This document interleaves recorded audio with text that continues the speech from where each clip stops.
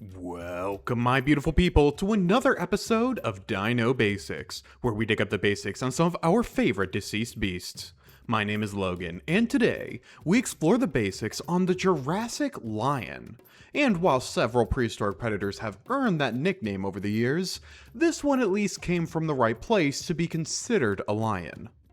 The late Jurassic was ruled by some of history's most formidable hunters.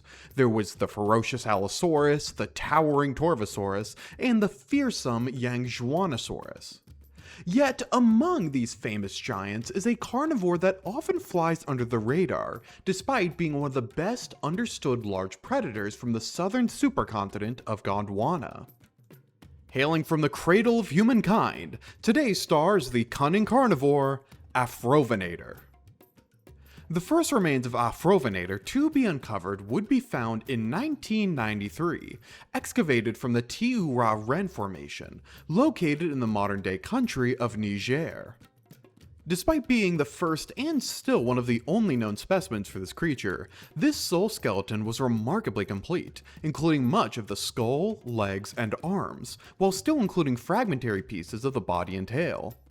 This skeleton would eventually be transported to the University of Chicago, where deeper analysis could be conducted and an official description could be written. This description would be authored by American paleontologist Paul Sereno, alongside 5 other co-authors, who would declare a new genus and species of dinosaur to be named Afrovenator abacensis in 1994. Over the following years, fossils of Afrovenator have been exceptionally rare, often limited to teeth and other scattered remains, nowhere near as complete or as well articulated as the original specimen. The name Afrovenator is a fairly straightforward translation from Latin, including the words Afer, meaning African, and venator, meaning hunter, having the name directly translated to African hunter. The species name abacensis, meanwhile, stems from the language of the native Tuareg people of northwestern Africa, with Abaca being the name for the region this initial specimen was originally recovered from. When it comes to classification, the Afrovenator is believed to have been a member of a family of dinosaurs called the Megalosauridae. Megalosaurus, named after the historical headache that was Megalosaurus, was once a fairly messy conglomeration of almost any medium-sized carnivorous dinosaur that didn't neatly fit into other dinosaur groupings, making it a so-called wastebasket taxon in paleontology.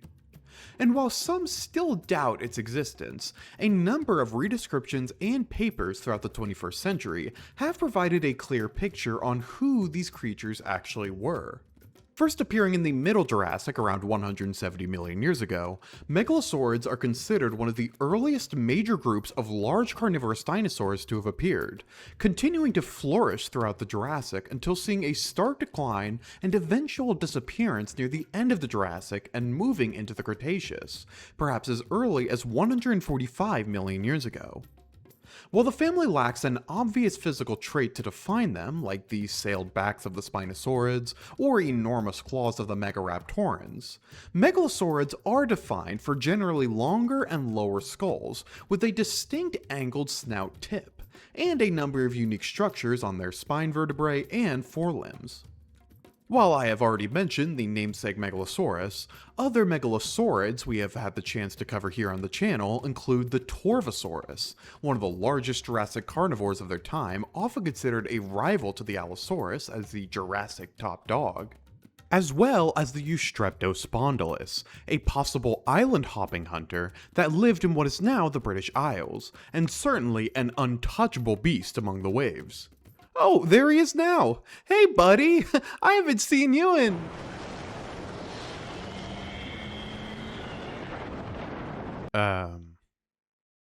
This isn't his episode anyways, he'll be fine. Like the rest of its family, the Afrovenator was a fairly impressive beast, able to reach a length of between 22 to 25 feet, or around 7 to 8 meters, and stand approximately 6 feet or 2 meters tall. With a weight of around 1,500 pounds or about 680 kilograms, approximately the weight of a bull moose, it was surprisingly lightweight for its size, a trait that will make more sense a bit later. Its skull was relatively flat, with the height of its skull being less than 3 times its length. Inside these lengthy jaws would be dozens of long, blade-like teeth with a serrated edge to easily slice into the flesh of their victims. To hunt their prey, evidence from the front of the skull indicates this creature would have larger nostrils than many others in its family, suggesting Afrovenator could utilize its strong sense of smell for tracking prey. Supporting this skull would be a flexible S-shaped neck, with fossil evidence suggesting this creature would possess strong, well-developed neck muscles.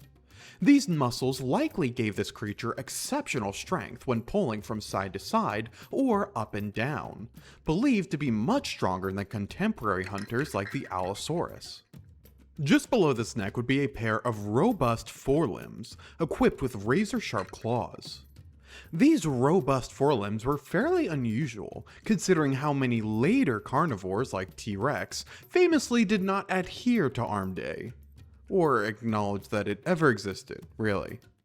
It is believed these robust forelimbs were a basal trait retained from many earlier carnivores of the Triassic and Jurassic, which became less frequent in later, larger carnivores as predators place a greater emphasis on their jaws and skull power over the strength of their forelimbs. Their hind limbs were equally as impressive, growing exceptionally long yet muscular. Analysis of their legs and feet revealed that Afrovenator was an exceptionally adept runner, more so than other large hunters of the time. This has led some to suggest that Afrovenator may have targeted smaller and faster prey to avoid competition with larger predators, similar to how cheetahs will primarily target animals like impalas or smaller gazelle species, which are too fast or not even worth it for lions and hyenas to hunt. The rest of their form seemed to lend itself to speed, with a fairly lightweight body ended off by a long, muscular tail, providing this creature with excellent maneuverability to keep up with their targets. Fossil evidence suggests Afrovenator would likely have lived during the late Jurassic, possibly some time between 167 to 157 million years ago. The little fossil evidence that does exist for this creature suggests it would inhabit areas of central and northwestern Africa, with the only definitive country being areas of Niger. Around this time, the Earth was composed of 2 major continents, those being the northern Laurasia and the southern Gondwana. While Africa was once near the center of this semi-supercontinent, by the late Jurassic, North America had largely split off from the landmass, leaving Africa better connected to the ancient oceans that surrounded the rest of the continent. Much of these coastal regions would be flush with vibrant forests and tropical conditions, supporting an abundance of rich life. Further inland, meanwhile, conditions would be significantly more arid, providing distinct wet and dry seasons to contend with, and warm temperatures baking the landscape. Although nowadays the region is largely dominated by the Sahara Desert, so I guess a few months of dryness is better than a sandy hell on Earth. Unfortunately, while Jurassic Europe, Asia, and especially North America are exceptionally well documented to the fossil record, Africa remains something of a mystery for much of this period. Even so, a handful of animals are known to have shared this ancient ecosystem with our ferocious friend here. Among them was Jobaria, a relatively primitive sauropod that nevertheless reached its colossal proportions typical of its group. Growing to around 60 feet or just about 20 meters in length, and weighing more than 22 tons, it was the largest known animal in its environment. The region was also home to smaller pterosaurs, crocodilomorphs, a variety of fish, and numerous small reptiles, providing plenty of potential prey, not only for Afrovenator, but also for another predatory dinosaur, the Spinosstropheus. However, at roughly 13 feet or about 4 meters long and weighing only about 400 pounds, Spinosstropheus was easily dwarfed by the far more formidable Afrovenator. Based on the fossil evidence currently available, Afrovenator is thought to have been Africa's apex predator for much of the Middle Jurassic and moving into the Late Jurassic, although this could certainly just be a case of fossil preservation bias. And even if Afrovenator did hold the top spot, its reign would not last forever. The late Jurassic would eventually give rise to even more impressive African hunters, like the fellow Megalosaurid, Torvosaurus, reaching a potential maximum length of about 30 feet or 10 meters at full size.